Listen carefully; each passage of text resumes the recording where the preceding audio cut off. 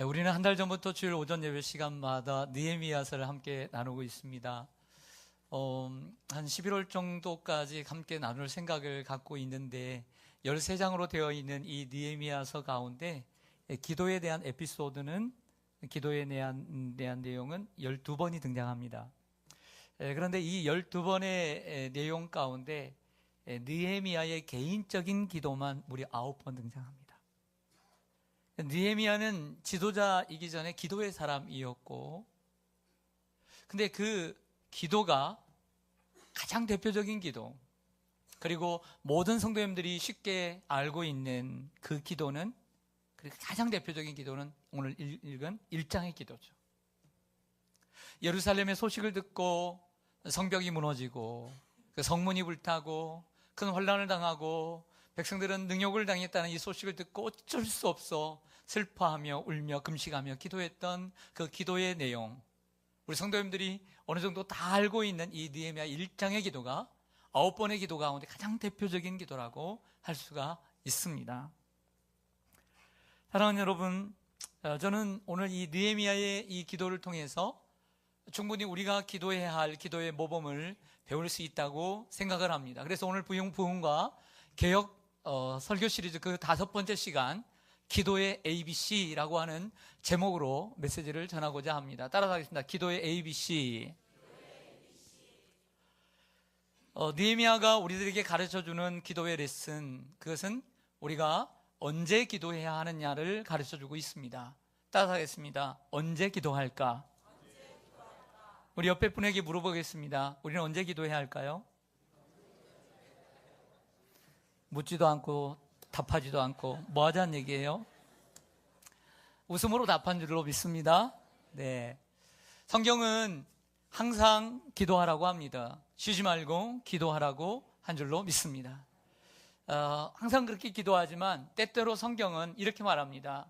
어려움을 당할 때, 환난을 당할 때, 답답함을 당할 때, 근심이 가득할 때 기도하라고 권면하고 우리들에게 요구합니다. 시편 50편 15절 말씀 보죠. 같이 한번 읽겠습니다. 시작. 환난 날에 나를 부르라. 내가 너를 건지리니 내가 나를 영화롭게 하리로다. 아멘. 환난 날입니다. 환난 날에. 환난 날은 여러 가지 여러분들 의미를 여러분들이 해석할 수 있습니다. 나를 부르라는 건 뭐냐면 하나님께 기도하라는 거예요. 언제 기도합니까? 항상 기도하지만 우리가 연약하고 힘들 때, 우리의 삶에 환난이 있을 때 나를 부르라, 하나님 앞에 기도하라고 성경은 요구하고 있다는 것이죠. 야곱이 20년 만에 형을 만나게 되었습니다. 죄진 게 있어요. 잘못한 게 있어요. 늘 마음에 남았어요. 형이 4명을 데리고 오는 것이 아니라 군사 400명을 데리고 온대요. 겁나요, 안 나요? 나죠. 밥맛이 생겨요, 안 생겨요? 어저께까지는 밥맛이 있어도 뚝 떨어지죠. 혼자 남아서 야복강가에서 기도하죠. 환난입니다. 환난이죠. 하나님 앞에 부르짖었습니다. 그 다음날 하나님께서 에서의 마음을 누그러뜨려 주시고 마음의 평안함을 주신 줄로 믿습니다. 이스라엘 백성들이 애굽에서 400년 동안 종살이를 하자 새로운 바로가 일어나 계속해서 큰 힘든 노역을 시킵니다. 고난이 너무나 찾아 출애굽기 2장에 보면 그들이 하나님 앞에 부르짖으니까 하나님께서 그들을 모세를 통해서 출애굽시켜 주신 줄로 믿습니다. 근데 앞에는 홍해요. 그리고 뒤에 바로의 마음이 또 변했어요. 10가지 재앙을 받았음에도 불구하고 그 마음이 강팍해져서 군사를 이끌고 병거를 이끌고 쳐들어옵니다. 진퇴양난입니다. 설상가상입니다. 사방이 막혔습니다. 돌아갈 수가 없습니다. 돌아가다가 잡힙니다. 그때 하나님 앞에 부르짖을 때 하나님께서 홍해를 열어주신 줄로 믿습니다. 사막에 강을 내시는 분이 주님인 줄로 믿습니다. 하나님 앞에 환난 때에 부르짖어야 합니다. 한나는 개인적으로 환난이었습니다. 아기를 낳지 못하고 얼굴 들지 못하는 삶을 살았지만 너무나 마음의 감정이 솟구쳐 올라서 하나님 앞에 울며 부르짖을 때에 하나님께서 응답하시고 사무엘을 주신 줄로 믿습니다. 에스더는 민족을 위하여 기도했습니다. 부르짖었습니다. 수산궁에 있는 동족들이 다 하만에 의해서 죽을 수밖에 없는 상황 가운데 하나님 앞에 부르짖자 하나님께서 응답해 주신 줄로 믿습니다. 내가 너를 응답하겠고 너에게 내가 나에게 영광을 나타내리라. 기도할 때 하나님께서 도와주시고 그 기도의 응답으로 하나님 앞에 영광을 올리게 된 줄로 믿습니다. 한나도 하나님 앞에 영광이요, 야곱도 하나님께 영광이요, 에스더도 하나님께 영광이 된 줄로 믿습니다. 기도는 그래야 합니다. 제가 고등학교를 다닐 때 교과서에 실렸던 가을의 기도라고 하는 기도가 있었습니다. 이 김현승이라고 하는 분은 평안남도 평양에서 목사님의 아들로 태어났습니다. 남한으로 내려와 살다가 숭전대학교, 옛날에 숭실대학교와 대전대학교의 전신입니다. 숭전대학교의 물리과 대학의 교수로 재직하고 있었습니다. 아주 믿음이 좋은 분이었죠. 그분이 쓴 가운데 우리 교과서에 들어있는 책이 저는 있었다고 저는 생각이 되는데 여러분들 어떤지 모르겠습니다. 요즘은 또 있는지 모르겠지만 이런 내용입니다. 가을에는 기도하게 하소서. 낙엽들이 지는 때를 기다려 내게 주신 겸허한 모국어로 나를 채우소서. 가을에는 사랑하게 하소서. 오직 한 사람을 택하게 하소서. 가장 아름다운 열매를 위하여 이 비옥한 시간을 가꾸게 하소서. 가을에는 홀로 있게 하소서. 나의 영혼 굽이치는 바다와 백합의 골짜기를 지나 마른 나뭇가지 위에 다다른 까마귀같이. 가을을 무척 좋아했던 이 김현승 시인은 독실한 크리스찬으로 그의 모든 대부분의 시가 기독교적인 색채로 입혀져 있습니다. 오늘 이 시도 마찬가지입니다. 자, 시를 잠깐 해설을 해보겠습니다. 옛날 여러분들 공부했던 것을 기억해 보면서 이게 중요하죠. 이걸 잘해야 답을 잘 맞춥니다. 가을이라고 하는 계절은 어떤 계절인가?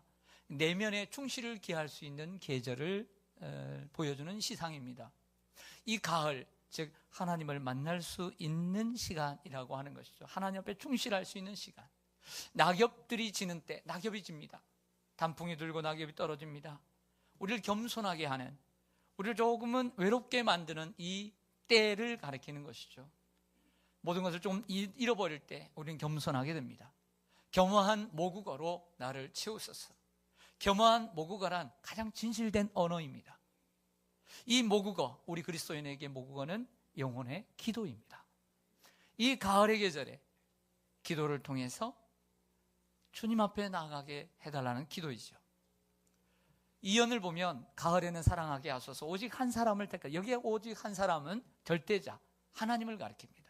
하나님을 사랑하게 해달라는 거예요. 이 가을에 가장 아름다운 열매, 가장 아름다운 열매는 우리가 이 세상을 살아가면서 많은 자녀의 열매, 가정의 열매, 일터의 열매, 내 삶의 열매를 맺지만 가장 완전하고 가장 이상적인 열매, 가장 가치 있는 이상. 사도 바울이 예수 그리스도를 아는 것이 가장 고상하다라고 했던 것처럼 우리가 삶을 살아가면서 가장 가치 있는 이상과 열매를 맺게 해달라는 거예요. 이 비옥한 시간을 가꾸게 하소서. 보람있고 알차게 이 시간을 보내게 해달라는 것이죠. 3년을 보면 가을에는 홀로 있게 하소서.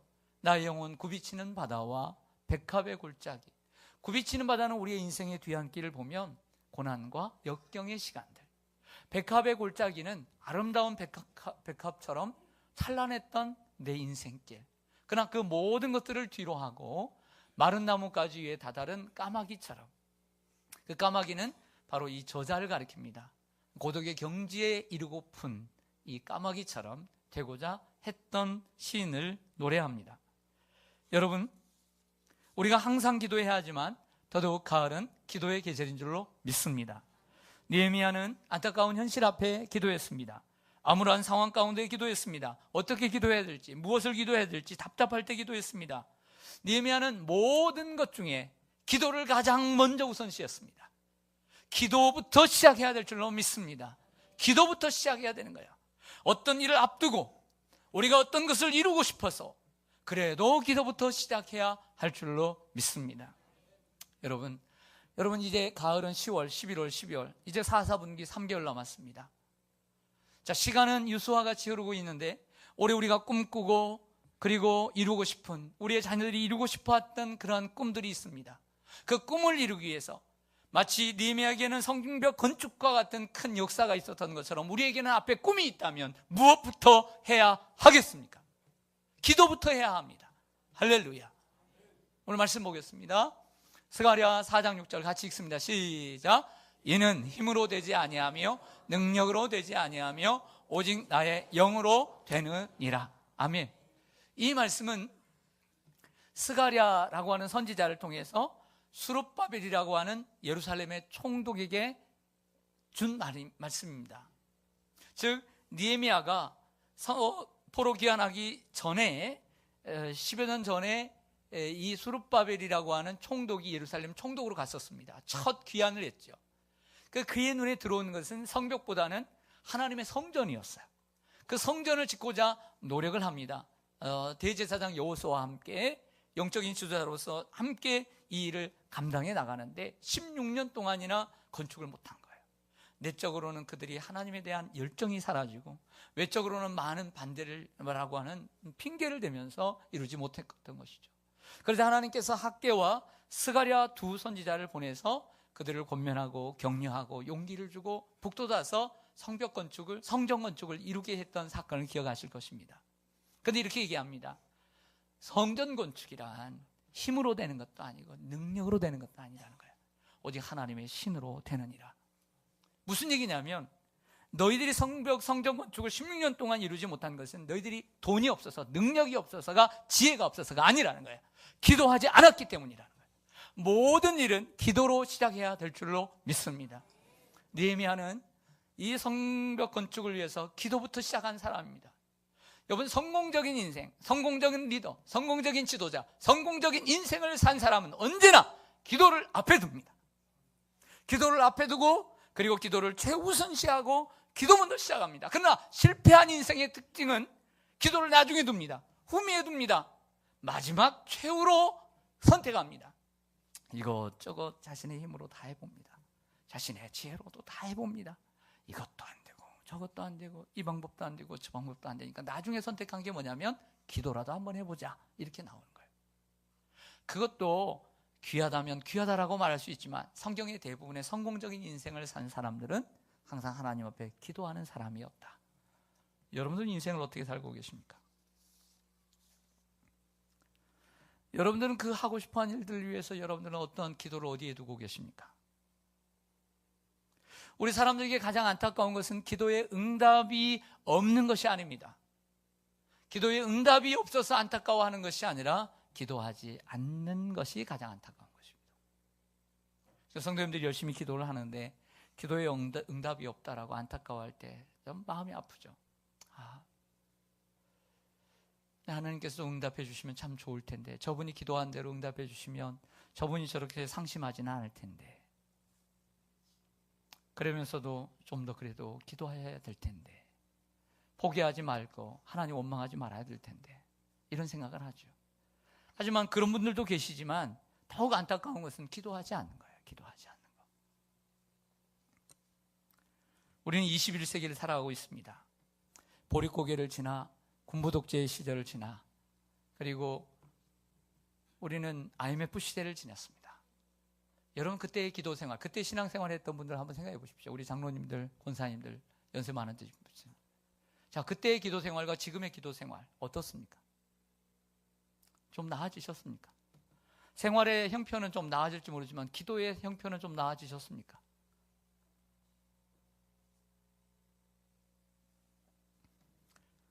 자, 제가 이런 포즈를 취하면 이 손 안에 뭐가 있죠? 그렇죠. 핸드폰이 있죠. 제가 여러 번 했는데 이렇게 하면 딱 뭐가 있어요? 핸드폰이 있죠. 사람들은 아차하고 핸드폰을 집에 놓고 오면 하루가 불안해요. 핸드폰이 손에 떨어지면 불안해하면서도 하나님 앞에 전혀 기도하지 않음에도 불구하고 전혀 불안해하지 않는 시대가 되었어요. 텔레비전 앞에서 눈 한번 떨어지기가 무섭고, 게임기 앞에서 누가 부르면 그 시선 하나 떨어지기 싫어서 게임기를 바라보는 많은 사람들이 있지만 하나님을 바라보는 데는 그렇게 열심히 없어요. 통장에 무슨 일로 인해서 뭐가 빠져나가고 잔고가 뚝뚝뚝 줄어드는 것은 간담이 써늘 하지는데 기도의 시간이 전보다 줄어드는 데는 전혀 감각이 없어요. 여러분 어떻게 살아야 되겠습니까? 이게 요즘의 시대라고 생각지 않으세요? 네? 다 그런 건 아니에요. 느헤미야가 52일 만에 놀랍게도 성도들이, 예루살렘 백성들이, 아니면 그 외에 다른 사람들까지 도와서 45개 구간으로 나눠서 52일 만에 동시다발적으로 건축을 했습니다. 52일 걸렸어요. 하지만 기도는 4개월을 했어요. 기도는 4개월을 하고. 그리고 페르시아에서 예루살렘까지 1300km 걸어오는 데만 해도 몇 달이 걸렸어요. 준비하는 기간은 오래 걸리는 거예요. 기도가 길다고 원망하지 마시기 바랍니다. 다급하지 마시기 바랍니다. 요즘 사람들 살아가는 것, 핸드폰 없으면 죽을 것 같고, 커피 한 잔 못 마시면 죽을 것 같고, TV 못 보면, 게임 한번 못하면, 그게 정말 정상적인 삶이라고 생각하세요? 그렇진 않잖아요. 꼭 남들 따라가야 편안해지고, 남들 하는 만큼 나도 해야 편안해지고, 이런 시대가 되었잖아요. 즉 우리의 관점이 하나님께 있는 것이 아니라 여전히 세상에 있다는 것을 보여주는 반증이에요. 여러분, 세상 따라간다고 여러분이 잘 사는 거라고 생각지 마십시오.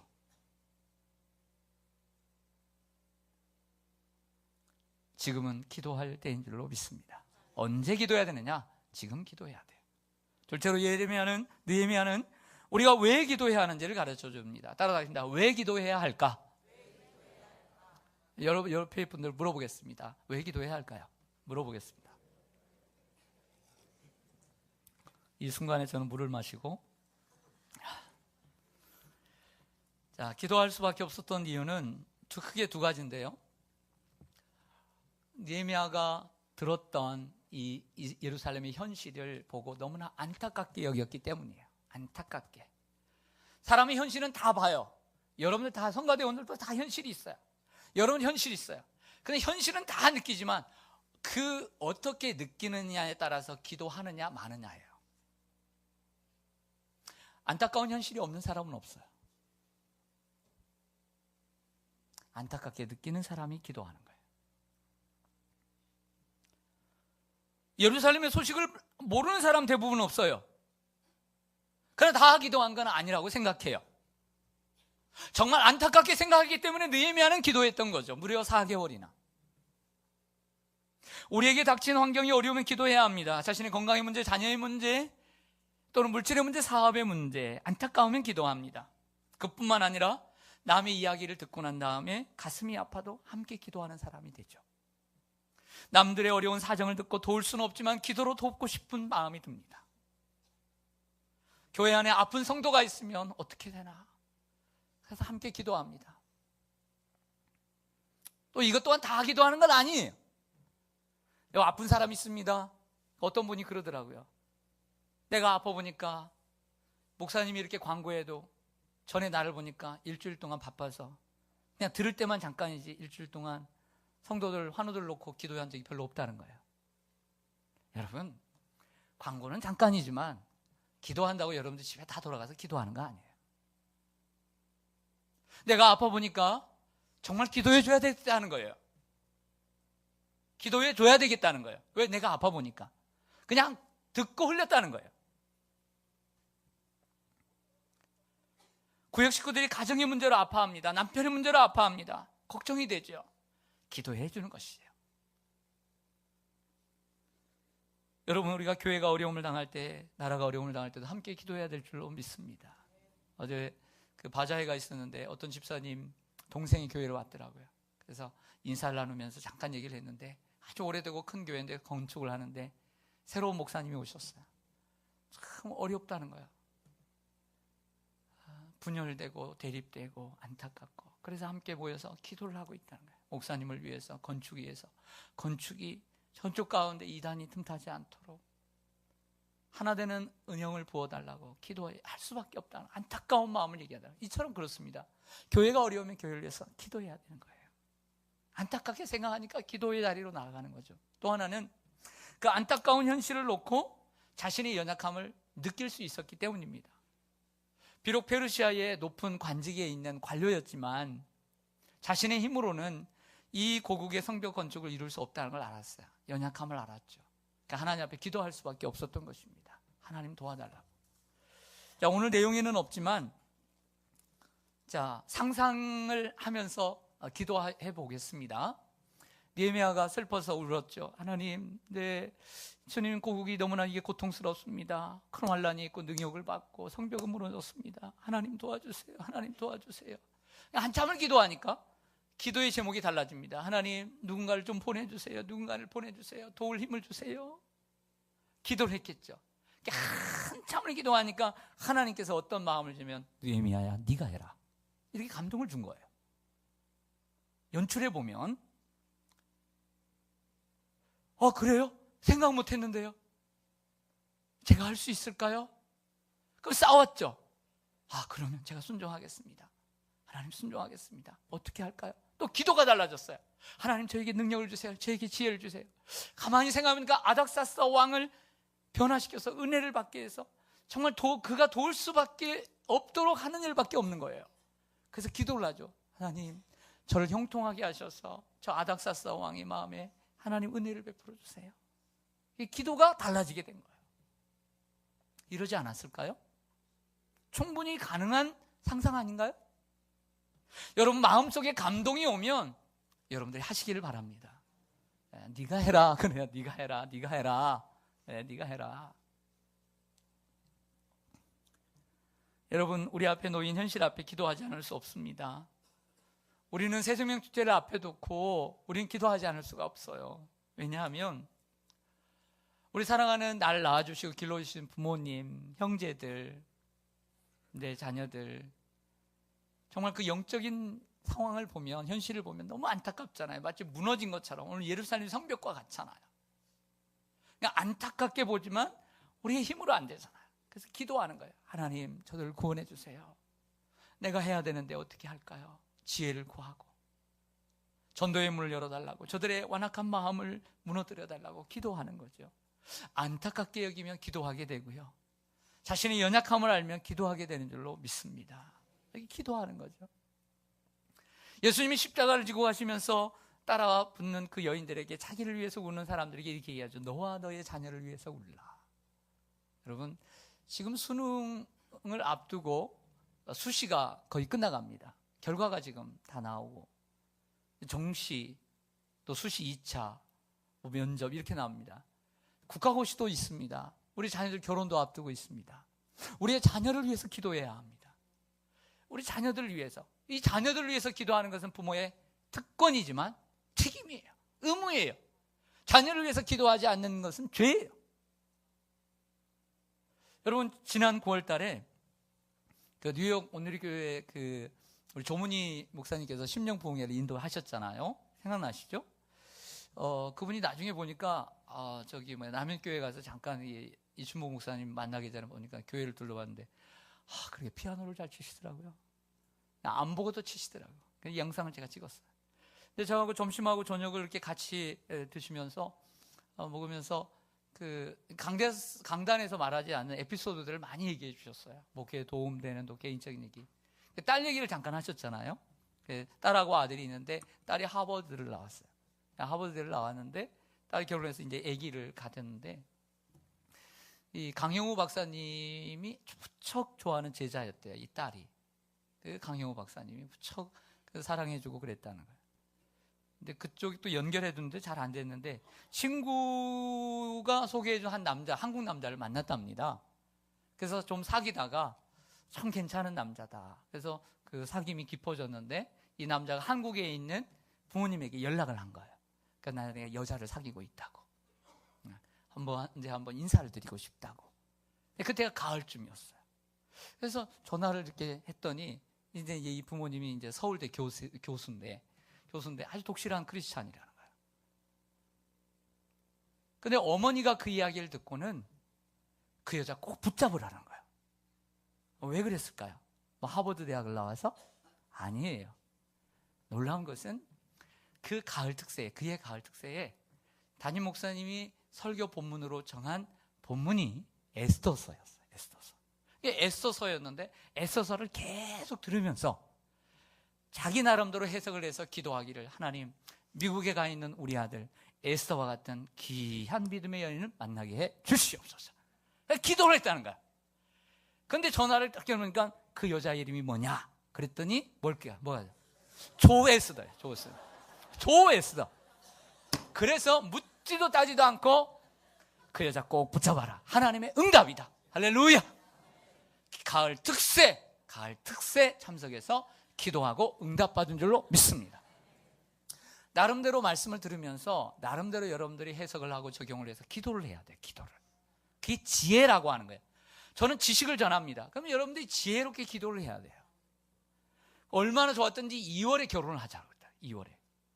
근데 아직 학기도 안 마치고 그래가지고 학기가 이제 여름에 마치지 않습니까? 외국은. 그래서 안 된다고 그래서 7월에 결혼을 했대. 그 다음에. 근데 그때 참석했던 특세가 무슨 특세? 가을 특세. 가을 특세에 참석을 하고 기도를 했다는 거야. 여러분 자신과 자녀를 위해 기도하시기 바랍니다. 자녀를 위해서 기도해야 될 타임 아닐까요? 타이밍을 놓치면 안 돼요. 인생은 타이밍이에요. 기도해야 되는 타이밍이 있는 거예요. 그 타이밍을 붙잡고 기도할 때 나중에 지날 때 하나님이 그래 응답해 주셨고 하나님이 너와 나의 기도를 통해 하나님이 도와주셨어. 이게 우리의 인생의 이력이 되는 거예요. 신앙의 이력이 되는 거예요. 할렐루야. 세상의 스펙만 좋아하지 말고 신앙의 스펙을 쌓으세요. 신앙의 스펙을 쌓으세요. 할렐루야. 세 번째로 느헤미야는 우리가 어떻게 기도해야 할지를 가르쳐 줍니다. 따라가겠습니다. 어떻게 기도할까? 어떤 성도님이 하루는 새벽에 기도하는데 미래관 3층에서 기도하는데 제 의자 바로 옆에 의자가 하나 있어요. 이 의자는 뭐냐면 언제든지 기도받기를 원하시는 분들 나오시면 제가 기도해드리는 자리예요. 하루는 어떤 집사님이 나왔어요. 그래서 기도의 제목을 알아야 되잖아요. 그래서 음악 소리는 있지만 무슨 기도의 제목이 있어요? 귀를 갖다 댔어요. 그랬더니 목사님 기도가 여기까지만 나오고 안 나와요. 매일 새벽에 나오세요. 기도가 안 나와요. 얼마나 안타까워요.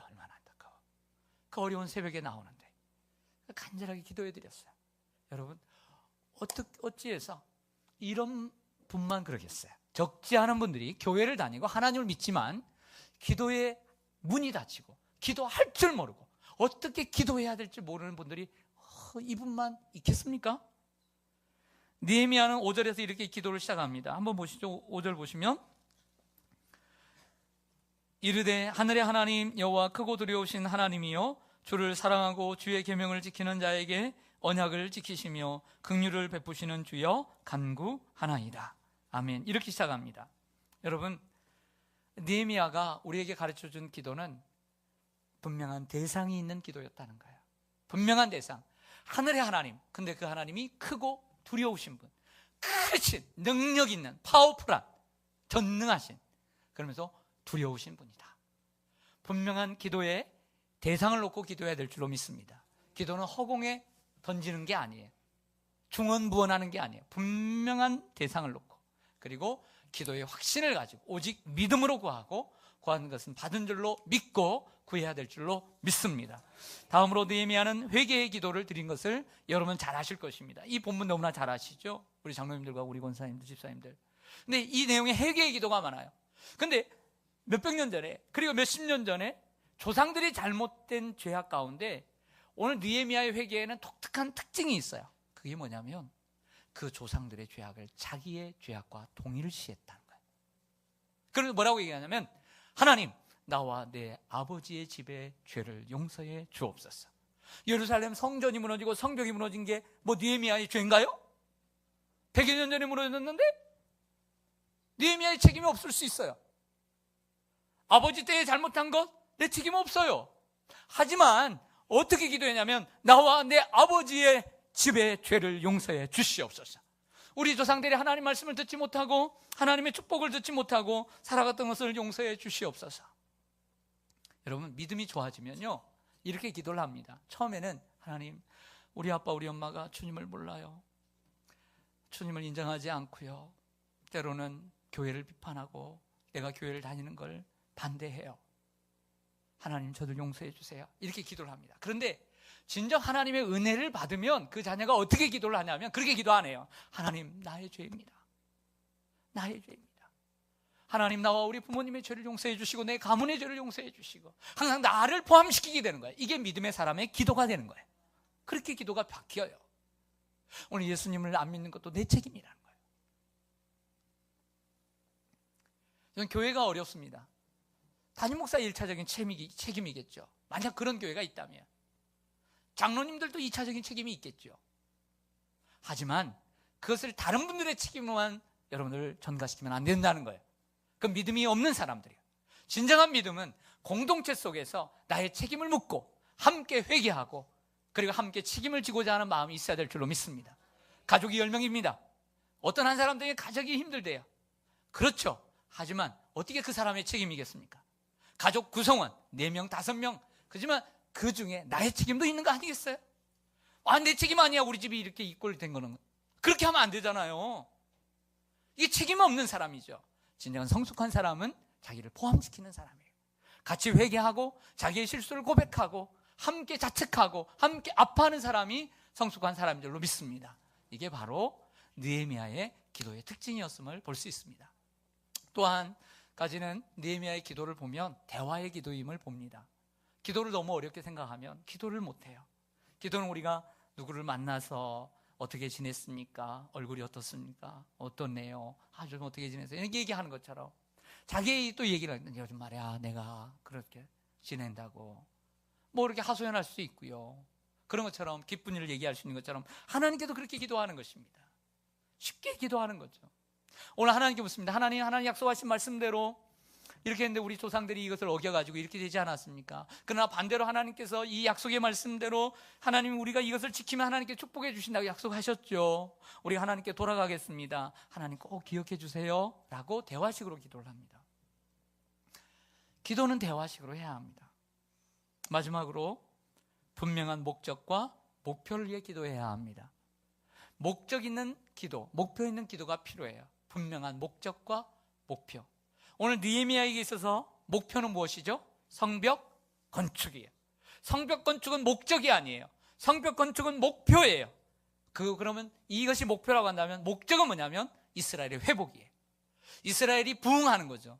하나님 백성들이 더 이상 수치를 받지 않고 하나님 앞에 영광 올려드리는 백성으로 서기 위한 이러한 목적을 위한 이 성벽 건축은 목표인 거죠. 대학교 합격이 목적은 아니죠. 그 대학을 위해서 그 전공을 통해서 내가 하나님 앞에 어떻게 영광을 올려드리겠다, 이것이 목적이죠. 사업이 목적은 아니죠. 사업을 통해서 하나님 앞에 내 삶을 이렇게 드리겠습니다라고 하는 사업의 축복을 달라는 것은 목표죠. 내가 원하는 것은 목표입니다. 그러나 더 큰 이상, 이게 목적입니다. 분명한 목적을 위한 내 삶의 목표를 정하고 기도해야 할 줄로 믿습니다. 그리고 구체적으로 그 목표를 위해서 하나님 내가 공부를 해야 되는데, 내가 사업을 해야 되는데 사람이 필요해요. 하나님 좋은 사람들과 연결이 필요해요. 하나님 내가 공부하는데 지혜가 필요해요. 기도해야 되는 거예요. 오늘 성벽 건축을 위해서 나에게 도울 수 있는 아닥사스 왕에게 은혜를 입어야 해요. 구체적인 기도가 되잖아요. 구체화되잖아요. 기도는 그렇게 해야 되는 거예요. 내가 어디에 가게를 하나 세우고 싶어요. 하나님 내가 찾겠습니다. 물색을 했어요. 여기 하나, 저기 하나, 여기 하나. 3군데 정도 하면 좋겠습니다. 그러면 하나님께서 야, 넌 믿음도 좋구나. 아무것도 없으면서.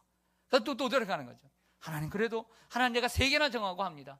하나님 어디가 좋을까요? 이게 구체적인 기도가 필요한 거죠. 말씀을 맺겠습니다. 저는 이런 기도의 제목을 함께 나눴으면 좋겠어요. 이번 가을 특세 2주 동안의 기도회입니다.